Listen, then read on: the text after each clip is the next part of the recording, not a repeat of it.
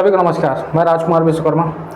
हमारी इस चुनावी तर्क वितर्क की जो एक यात्रा है, जहां पर आप देख रहे होंगे कि हम हर किसी से बात करने का प्रयास कर रहे हैं। संभवतः खास तौर पर आपको पता है कि कुछ समय और कुछ महीनों पश्चात जो चुनाव होने हैं, उस चुनाव को लेकर के आज देखा जाता है कि क्षेत्र की आर्थिक गतिविधियां क्या हैं और किस तरह से जो है आप एक बात देख रहे होंगे आज, और एक कुछ महसूस करने योग्य है अगर, तो आप देख रहे होंगे कि जल संसाधन को लेकर के आपको पता है कि हमारे मध्य प्रदेश में कई ऐसी ग्राम पंचायतें, कई ऐसे विधानसभा क्षेत्र जहां पर आदिवासियों की जो है तो बहुलता होती है, और ये आदिवासी बहुल्य क्षेत्रों में आज देखा जाता है कि कहीं ना कहीं पर पानी की समस्या जो है तो एक गंभीर रूप ले रही है। आज भारतीय जनता पार्टी की सरकार, भले इससे पहले कांग्रेस की सरकार रही है, लेकिन क्या वाकई में जो है तो उन आदिवासी क्षेत्रों के लिए, उस आदिवासी बहुल्य क्षेत्रों के लिए, क्योंकि आपको पता है कि बैगा जनजाति, कोल जनजाति, गोंड जनजाति और ऐसे तमाम कई सारी जनजातियां हैं, जहां पर इस जनजाति को लेकर के सरकार जो है तो एक प्रोजेक्ट वर्क तैयार करती है। लाखों करोड़ों रुपए हर वर्ष खर्च किए जाते हैं। आपको पता है कि आज क्षेत्र की जो स्थितियां हैं बहुत दयनीय होती है, चाहे शिक्षा हो, स्वास्थ्य हो, रोजगार हो, चाहे जल संसाधन की बात अगर हम करें। आपको बताऊं कि आज हम कटनी जिले की बड़वारा विधानसभा क्षेत्र में बैठे हैं, जहां पर आज हमारे साथ जिला अध्यक्ष अरविंद सिंह टेकाम जी हैं और अरविंद सिंह जी गोंडवाना गणतंत्र पार्टी से हैं। आइए इनसे कुछ खास चर्चाएं करते हैं, जानने का प्रयास करते हैं कि आखिर इस क्षेत्र की स्थितियां हैं क्या, क्योंकि आज इस क्षेत्र की जीवनदायिनी नदी, जो कि महानदी के नाम से जानी जाती है, आज उसकी स्थिति क्या है।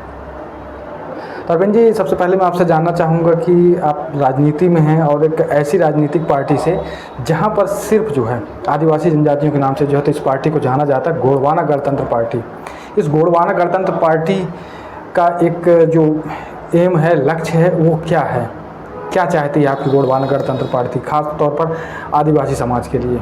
गोंडवाना गणतंत्र पार्टी के जो संस्थापक जिन्हें अपना इस आदिवासी समुदाय और क्षेत्र में रहने वाले जो लोग हैं उनको बचाने के लिए, उनका प्रकृति संरक्षण करने के लिए गोंडवाना गणतंत्र पार्टी ने एक मुहिम चलाई थी कि जल जंगल जमीन का अधिकार इनको दिया जाए, ताकि इनके साथ जो भी प्रकृति से सरकार के द्वारा तमाम तरह के आयोजन या प्रोजेक्ट बनाए जा रहे हैं, कहीं ना कहीं यहाँ प्रकृति पे छेड़छाड़ कर रही हैं, जिससे इस क्षेत्र में जल स्तर नीचे जा रहा है। जल स्तर नीचे जाने से आने वाले समय में पानी की संकट भारी पैमाने में सभी को झेलनी पड़ेगी। जैसे कोरोना काल है, उस समय ऑक्सीजन की कमी हुई।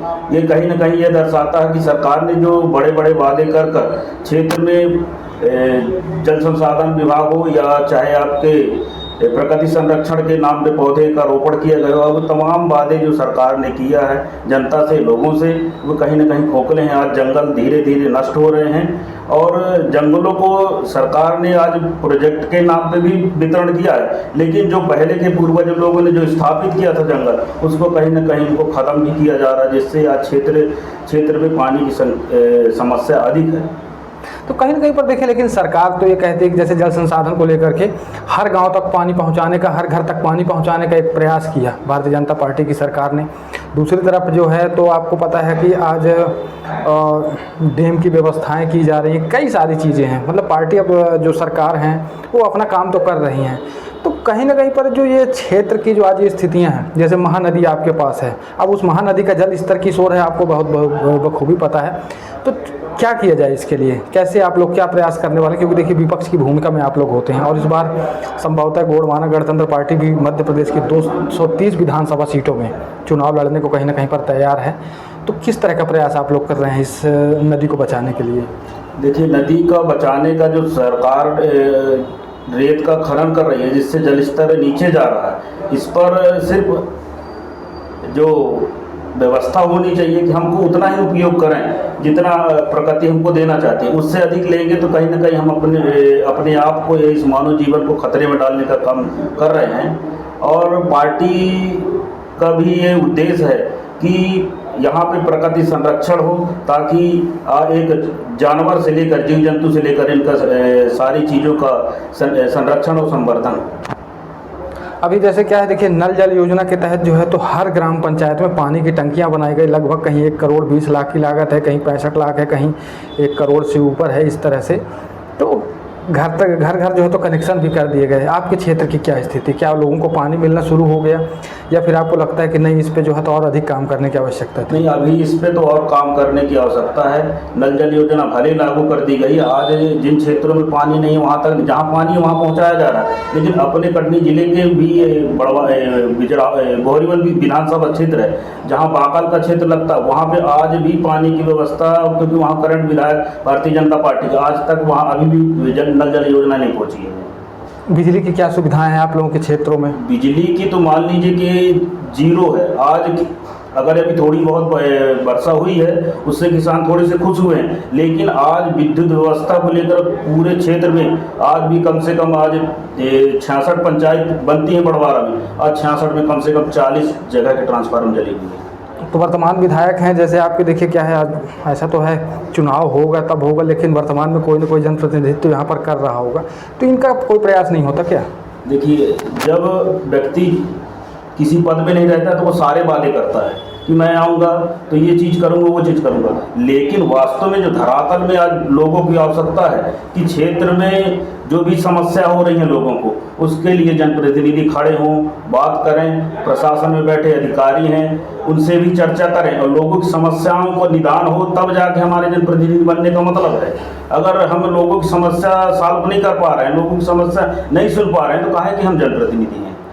और हमारी पार्टी ने हमेशा फोकस किया है। अभी कम से कम हमने अभी अगले महीने में हम लोगों ने एक आंदोलन किया था जिसमें कई गांव के ट्रांसफार्मर खराब हुए थे, जिसमें प्रशासन के द्वारा, जेई साहब के द्वारा उन 4 से 5 गांव में लगवाया गया है। अभी भी हम लोग का प्रयास है कि लोगों को जब अगर पानी नहीं गिर रहा है तो वो अपने बोर या सबमर्सिबल से अपनी फसल को बचा सके, क्योंकि इस क्षेत्र का जो मुख्य व्यवसाय कहा जाए किसानों का है, और किसान जब तक खेती करेंगे नहीं तो उनके पास आय का कोई साधन नहीं है। यहाँ भी इतनी बड़ी 2 बड़ी कंपनियाँ हैं, लेकिन बाहरी लोग को वहाँ पे रोजगार दिया जा रहा है। हमने कई बार यहाँ तहसीलदार साहब को भी कहा, कलेक्टर साहब को भी पत्र लिखा, लेकिन उस पर अभी उनका ढुलमुल रवैया रहा। कोई भी जनप्रतिनिधि सरकारी दफ्ते का व्यक्ति हमको आज तक लिखित जानकारी मुहैया नहीं कराया है कि इस क्षेत्र में जो कंपनियां हैं उन कंपनी में यहाँ के क्षेत्रीय लोगों को रोजगार मिला कि नहीं मिला है।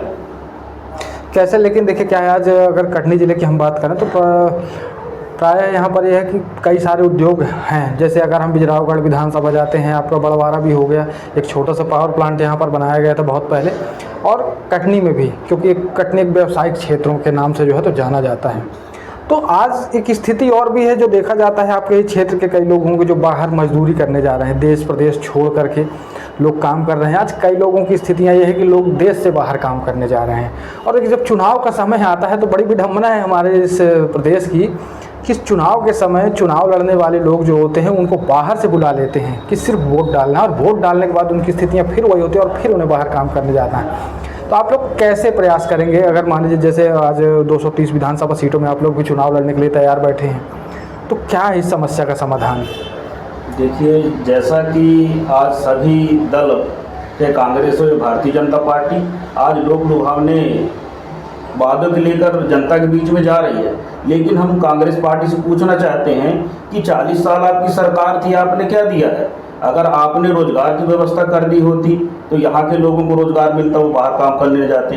ठीक 18 सालों से भारतीय जनता पार्टी है मध्य प्रदेश में, लेकिन रोजगार के नाम पर सिर्फ लोगों को लाडली बहन योजना के नाम पर 1000 रुपये दे रहे, लेकिन महंगाई पे बात नहीं कर रहे। कितनी महंगाई है, आज लोग दाने दाने को तरस रहे हैं। उस पर भी भाजपा कहीं कहीं भक्ति नजर आती है। वो अपने आप में एक क्षेत्र में आज उनकी जो जन आशीर्वाद यात्रा निकल रही है, कहीं पूरे क्षेत्र में कहीं न कहीं उनकी जन आशीर्वाद यात्रा का विरोध हो रहा है, और आने वाले समय में लोग परिवर्तन के माहौल में हैं, परिवर्तन करना चाहते हैं, और हम परिवर्तन के इस दौर में हम उन लोगों के साथ खड़े रहकर क्षेत्र की जो जन समस्याएँ हैं उन पर फोकस करेंगे, और फोकस कर कर लोगों की जन समस्या निराकरण करने के लिए हम लोग पूर्ण रूप से संकल्पित होते हैं।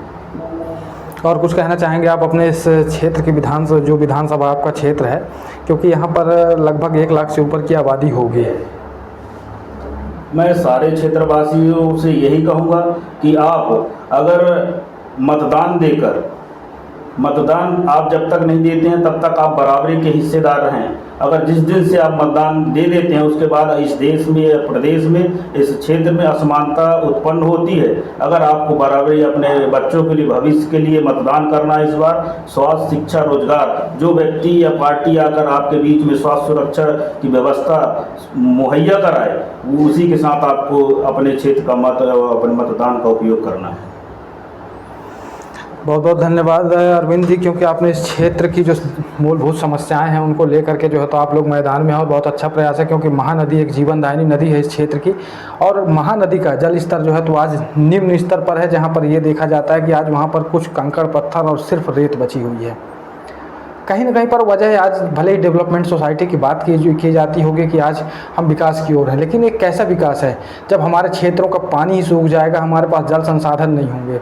आज ग्राम पंचायतों की जो स्थितियां होती है वहां पर देखा जाता है घर घर तक नल कनेक्शन दे दिए गए, लेकिन पानी आज तक नहीं पहुंचा होता है। कैसा विकास तंत्र है। एक तरफ 40 वर्षों की जो सरकार थी कांग्रेस की, और आज 18 महीनों की जो 18 सालों की जो सरकार है, बीच में कांग्रेस की 15 महीने की सरकार थी। लोगों ने बड़े बड़े वादे किए, तमाम कई सारी गतिविधियाँ हमारे सामने होती हैं। इस बार परिवर्तन का माहौल तो होता है, लेकिन परिवर्तन किसका, प्रत्याशी का या सरकार का, या फिर किसी नए दल को जो है तो आने की जो है तो राह देख रही है जनता। तो ये अब आने वाला समय तय करेगा, क्योंकि विधानसभा चुनाव की जो नज़दीकियां हैं, कहीं ना कहीं पर क्षेत्र में राजनीतिक सुगबुगाहट भी बड़ी तेज़ी से चल रही है। और आज वर्तमान में जो है तो आप देख रहे होंगे कि भारतीय जनता पार्टी के साथ कांग्रेस, और कांग्रेस के साथ आम आदमी पार्टी, और आम आदमी पार्टी के साथ गोंडवाना गणतंत्र, ये सभी पार्टियाँ आज मैदान में हैं। क्योंकि इससे पहले देखा जाता था कि एक छोटी सी निगेटिविटी होती थी कि लोग पता नहीं क्यों नहीं आना चाहते थे, लेकिन इस बार सभी लोग आज मैदान में हैं।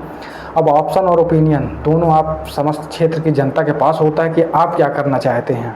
तो चलिए, इसके साथ मैं विराम देना चाहूँगा और अगली कड़ी में हमारी मुलाकात फिर होगी कुछ खास चर्चाओं के साथ। मैं राजकुमार विश्वकर्मा, धन्यवाद।